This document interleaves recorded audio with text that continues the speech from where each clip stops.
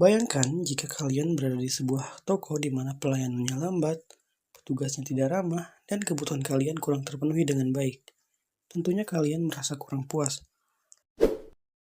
Bandingkan jika kalian dilayani dengan cepat, ramah, dan semua kebutuhan terpenuhi, bahkan lebih dari apa yang diharapkan. Kalian pasti merasa lebih puas atas pelayanan tersebut. Itulah kekuatan pelayanan prima. Apa itu pelayanan prima?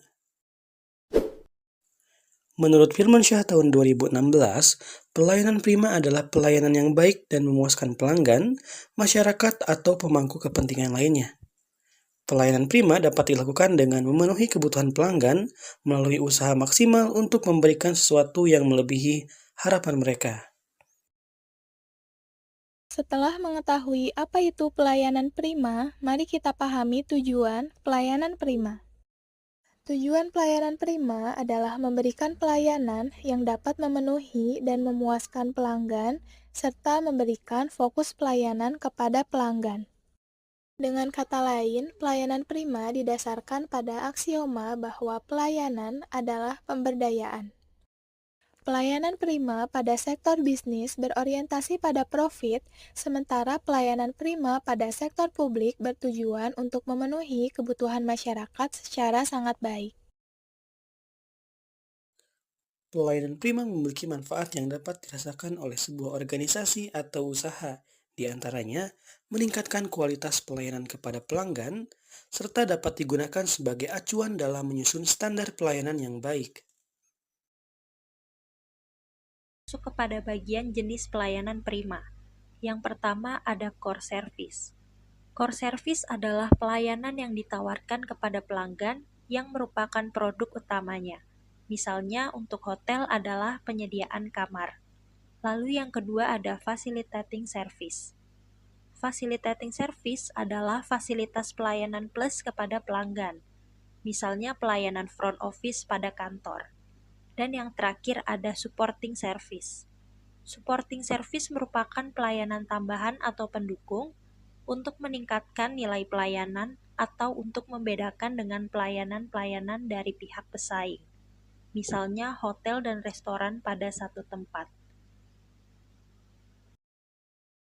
Selanjutnya, mengenai indikator pelayanan prima yang mengacu pada Keputusan Menteri Negara Pendayagunaan Aparatur Negara Nomor 81 Tahun 1993, yang mencakup kejelasan dan kepastian adanya prosedur tata cara, lalu keamanan yang artinya dapat memberikan kepastian hukum, lalu keterbukaan di mana proses pelayanan umum wajib diinformasikan secara terbuka, lalu efisiensi yang berkaitan dengan kelengkapan persyaratan, ekonomis dalam arti pengenaan biaya harus ditetapkan secara wajar, lalu keadilan yang merata, dan ketetapan waktu pelaksanaan pelayanan.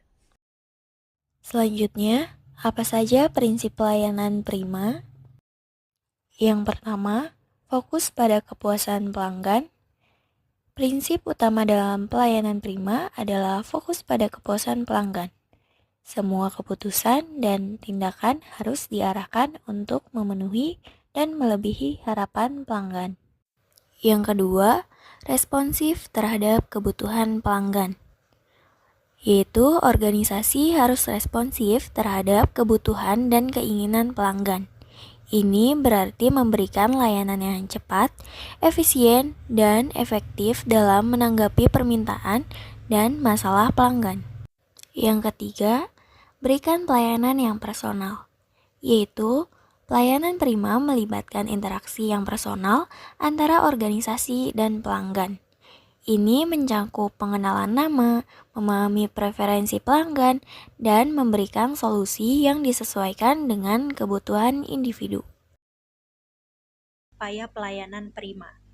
Dalam upaya menerapkan pelayanan prima kepada para pelanggan, ada banyak poin yang wajib diperhatikan dan dilaksanakan. Satu diantaranya adalah menjalankan konsep A4, yaitu attitude, attention, action, dan anticipation. Kita bahas dulu yang pertama yaitu attitude. Sikap atau attitude merupakan poin yang utama. Untuk menciptakan kesan attitude yang baik di mata konsumen, maka para pegawai yang berinteraksi langsung dengan konsumen wajib menggunakan bahasa sopan, cekatan dalam menangani keluhan, dan menjadikan pelanggan sebagai seorang raja. Lalu yang kedua ada attention.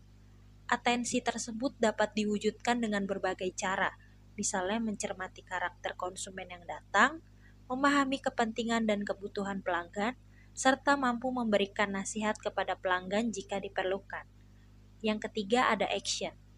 Action yang dilakukan hendaknya memenuhi prinsip cepat, tepat, hemat, dan selamat.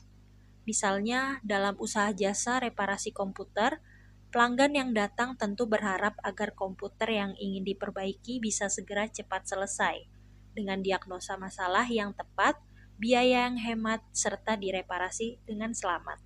Lalu yang terakhir ada anticipation. Menyiapkan solusi dari segala kemungkinan yang terjadi dalam bisnis. Hal tersebut dikenal dengan istilah antisipasi bisnis. Antisipasi yang perlu dipersiapkan dalam pelayanan prima tentu yang menyangkut dengan kepentingan konsumen.